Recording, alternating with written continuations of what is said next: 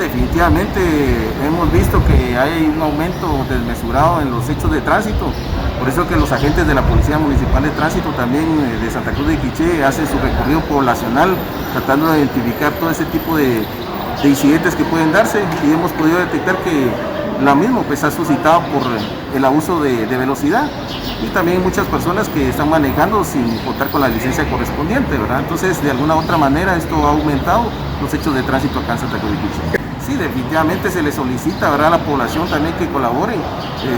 Hay algunas personas que inclusive no respetan la señalización que hay, algunos que hasta se pasan los semáforos, ¿verdad? Y por lo mismo pedirle a la población también que colabore con la Policía Municipal de Tránsito, y también cualquier situación pues informarla vía WhatsApp al 5123-6247, vuelvo a repetir, 5123-6247, donde se estarán recibiendo todas las denuncias correspondientes para que la Policía Municipal de Tránsito pueda darle seguimiento correspondiente.